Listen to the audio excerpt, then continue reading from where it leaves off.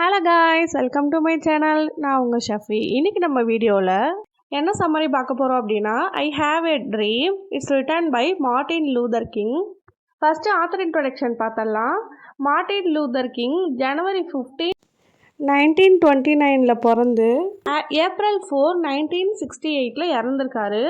He was an American civil right activist and Baptist minister. இவர் 1955 அப்போது civil rights மூமெண்ட்டோட லீடராக இருந்தார். அப்புறம் அன்டில் ஹிஸ் அசாசினேஷன் இன் 1968 வரைக்கும் அவர் லீடராக இருந்தார். அடுத்த இன்ட்ரொடக்ஷன் பார்த்தலாம். ஆத்தர் இந்த ஸ்பீச்சை எப்போ டெலிவர் பண்ணியிருக்காரு அப்படின்னா, ஆகஸ்ட் 28, 1963 அன்னைக்கு டெலிவர் பண்ணியிருக்காரு.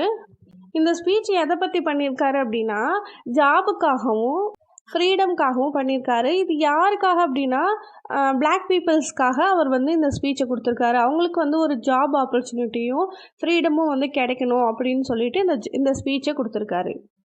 இந்த ஸ்பீச்சில் எதை சொல்கிறாரு அப்படின்னா, அமெரிக்கன் பீப்புள்ஸ் பிளாக் பீப்புள்ஸை எப்பயுமே டாமினேட் பண்ணி அடிமையாக தான் வச்சுருந்தாங்க அப்படின்னு சொல்கிறாரு. அதை நிறைய போராட்டங்களுக்கு அப்புறம் அவங்களுக்கு ஒரு ஃப்ரீடம் கிடச்சிது. பட் ஆனால் அது முழுமையாக ஒரு ஃப்ரீடம் கிடைக்கல. அந்த போராட்டத்தப்போ ஆப்ரஹாம் லிங்கன் எல்லாருக்கும் ஃப்ரீடம் கொடுத்துட்டேன், இந்த நாடு எல்லாத்துக்கும் பொதுதான் அப்படின்னு சொல்லி ஒரு கையெழுத்து போட்டார் அப்படின்னு சொல்கிறாங்க. பட் ஆனால் ஃபுல்லாக ஃப்ரீடம் கிடைக்கவே இல்லை அப்படின்னு ஆத்தர் சொல்கிறாரு. அந்த கையெழுத்து போட்டு 100 வருஷத்துக்கு அப்புறம் இன்னமும் ஃபுல் ஃப்ரீடம் கிடைக்கல. ஸோ மறுபடியும் நம்ம எங்களோட ஃப்ரீடம்காக நாங்கள் போராடிட்டே தான் இருப்போம் அப்படின்னு சொல்கிறாரு. அடுத்த டீட்டெயில் சம்மரி பார்த்தலாம். First, urgent call for freedom. இவர் என்ன சொல்கிறாரு அப்படின்னா, உடனே ஃப்ரீடம் கிடைச்சே ஆகணும், நாங்கள் எல்லாருமே ஒன்று தான், எல்லா மக்களும் ஈக்குவல் தான், இல்லை ரேசிசமோ அப்ரஷனோ சிவில் மொமெண்ட்டோ எங்களுக்கும் எல்லாருக்கும் ஈக்குவலாக தான் இருக்கணுமே தவிர எங்களுக்கு அது எப்பயுமே பார்மாவே இருக்குது. ஸோ அப்படி இருக்கக்கூடாது, எங்களுக்கும் ஃப்ரீடம் வேணும், அதுக்காக நாங்கள் போராடிட்டே இருப்போம், நாங்கள் சீக்கிரமாகவே எங்களுக்கு ஃப்ரீடம் கொடுத்தே ஆகணும் நீங்கள் அப்படின்னு சொல்லி ஆத்தர் சொல்கிறாரு. அடுத்து, ஹவர்ஸ் ஆஃப் ஜஸ்டிஸ். ஆத்தர் என்ன ஆர்ச் பண்ணுறாரு அப்படின்னா, இந்த நேஷன் எதனால் ரைஸ் ஆகும் அப்படின்னா, டார்க் அண்டு டெசோலேட் வேலி ஆஃப் செக்ரிகேஷன் அப்படின்ற ஒரு விஷயம் வந்தால் மட்டும்தான் ரைஸ் ஆகும் அப்படின்னு சொல்கிறாரு. இந்த ரேசியல் ஜஸ்டிஸ்லேயும் ஒரு சன்லைட் மாதிரி எங்களுக்கு ஒரு ஃப்ரீடம் பேத் உருவாகணும் அப்படின்னு சொல்கிறாரு. அவநம்பிக்கையையும் உடல் ரீதியான வன்முறையையும் நான் நிராகரிக்கணும் அப்படின்னு தேசத்தை வலியுறுத்தி சொல்கிறாரு. அடுத்து, விஷன் ஆஃப் பிரதர்ஹுட். இதில் ஆத்தர் நான் ஒரு கனவு காண்றேன். அது என்ன கனவு அப்படின்னா, கருப்பின குழந்தைகளையும் வெள்ளையர்களுடைய குழந்தைகளும் பிரதர் சிஸ்டராக ஒன்றா சேர்ந்து ஒரு ஸ்கூலில் போய் படிக்கிறதா இருக்கட்டும், விளையாடுறதா இருக்கட்டும், கை கோத்துற நடக்கிறதா இருக்கட்டும், இந்த மாதிரி இருக்கிற மாதிரி நான் கனவு கண்டேன் அப்படின்னு சொல்கிறாரு. இந்த ரேசிசம்லாம் இல்லாமல் எல்லாமே ஈக்குவல் தான் அப்படின்னு சொல்லி எல்லாமே சகஜமாக அந்த வேர்ல்டில் வாழ்கிற மாதிரி நான் ஒரு கனவு காண்றேன் அப்படின்னு ஆத்தர் சொல்கிறாரு. அவங்க ஒடுக்கப்பட்டவங்க, அவங்க பிளாக் பீப்புள்ஸ் அப்படின்னு சொல்லி வேறுபாடு இல்லாமல் ஈக்குவலாக நாடு இருக்கிற மாதிரி நான் கனவு கண்டேன் அப்படின்னு சொல்கிறாரு. அப்புறம் மிசிசிப்பின் போல் ஒரு வயலண்ட்டான இன்ஜஸ்டிஸ்க்கு அடிபணியக்கூடாது அப்படின்னு சொல்கிறாரு. அடுத்து, repeated I have a dream refine. இதில் ஆத்தர் என்ன சொல்கிறாரு அப்படின்னா, ஒரு பர்சனை கலர் வச்சு நம்ம எடை போடக்கூடாது, அவங்களோட பிஹேவியர் வச்சு தான் நம்ம அவங்கள எடை போடணும்.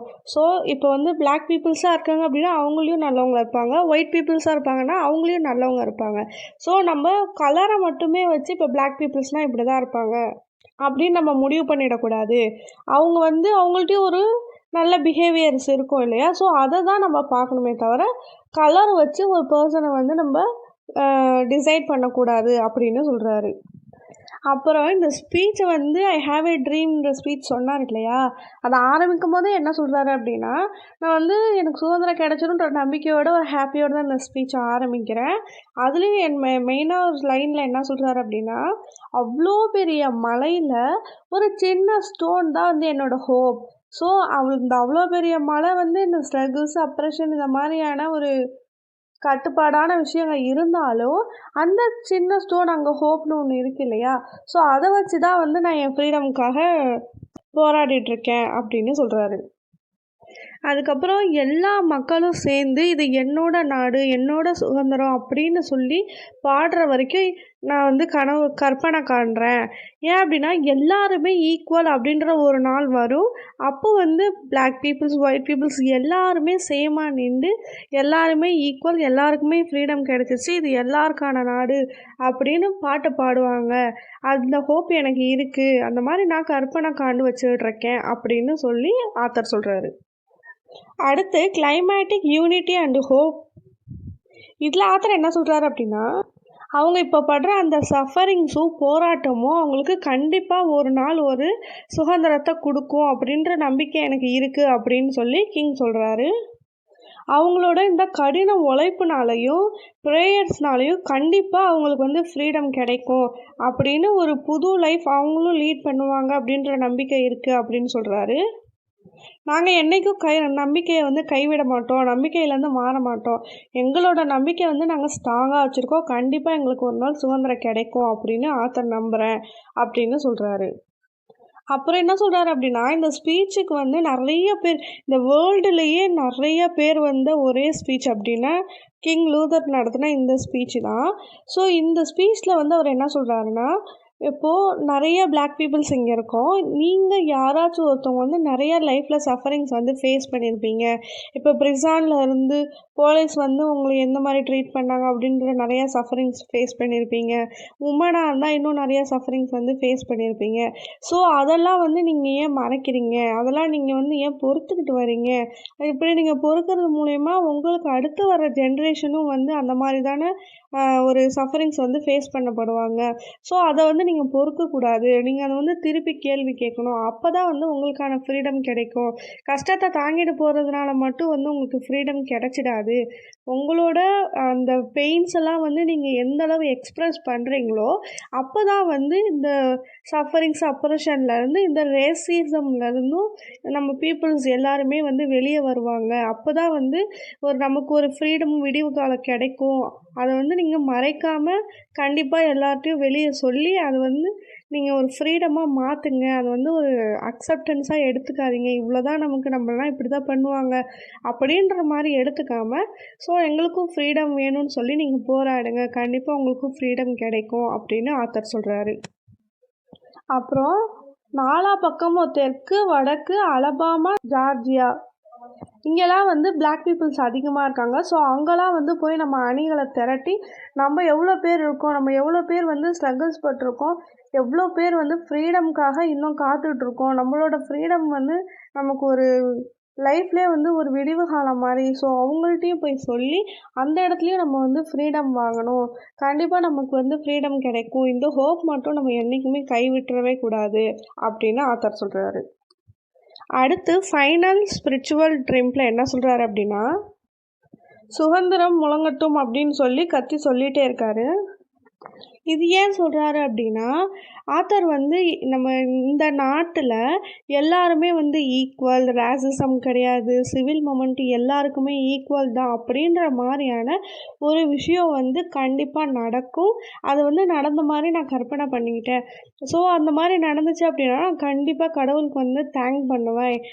நாங்கள் வந்து சுதந்திரம் அடைஞ்சிட்டோம், எங்களுக்கு வந்து சுதந்திரம் கிடச்சிருச்சு காட் அப்படின்னு சொல்லி நான் சிரிச்சுக்கிட்டே அவ்வளோ சந்தோஷமாக காட்கிட்ட வந்து அதை நான் ஷேர் பண்ணுவேன் அப்படின்னு சொல்லி ஆத்தர் சொல்கிறாரு.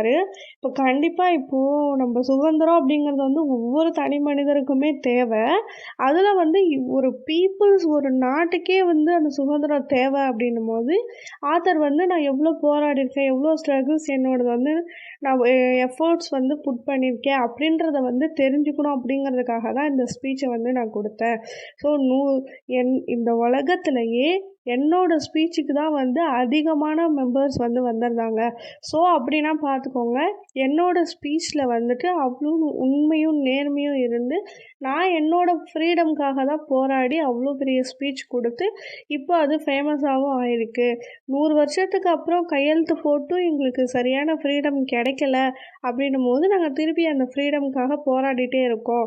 அந்த ஃப்ரீடம் கிடைக்கிற வரைக்கும் நான் வந்து எனக்கு ஃப்ரீடம் கிடைச்சிருச்சு, நான் சந்தோஷமாக இருக்கேன், இது என்னோட நாடு அப்படின்னு காட்கிட்ட சொல்கிற வரைக்கும் நான் வந்து போராடுவேன். அப்படி ஒரு நாள் கண்டிப்பாக வரும், நானும் காட்கிட்ட சொல்லுவேன், சொல்கிற மாதிரி நான் வந்து கற்பனை பண்ணிகிட்ருக்கேன். கனவு காண்டுட்ருக்கேன் அப்படின்னு ஆத்தர் சொல்கிறாரு.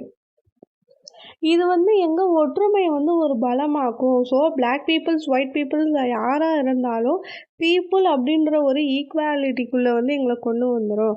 ஸோ நாங்கள் வந்து ஒரு ஃப்ரீடம் கிடைச்சா ஒரு ஹாப்பியாக ஃபீல் பண்ணுவோம். எங்களுக்கு வந்துட்டு ஒரு சிவில் ரைட்ஸ்லாம் வந்து கிடச்சிருச்சு அப்படின்னா கண்டிப்பாக நாங்களும் வந்துட்டு ஜாப் கிடைக்கும். எங்களோட லைஃப்பும் வந்து நாங்கள் லீட் பண்ணுறதுக்கு கொஞ்சம் வசதியாக இருக்கும்.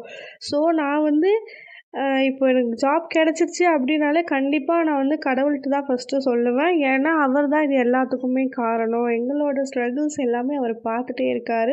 நாங்கள் எந்த அளவு ஸ்ட்ரகிள்ஸ் போட்டிருக்கோம், அதனால தான் இப்போ வந்து எங்களுக்கு கிடச்சிருக்கு அப்படின்ற ஒரு விஷயத்த நான் வந்து கடவுள்கிட்ட சொல்லணும். அந்த மாதிரி ஒரு நாள் வரணும், அதுக்காக நான் வெயிட் பண்ணிகிட்ருக்கேன் அவ்வளோ நம்பிக்கையா அப்படின்னு சொல்லி இந்த ஸ்பீச்சை ஆத்தர் முடிக்கிறாரு. இந்த சம்மரி உங்கள் எல்லாருக்கும் புரிஞ்சிருக்கும் நம்புகிறேன். Thanks for watching. Subscribe my channel.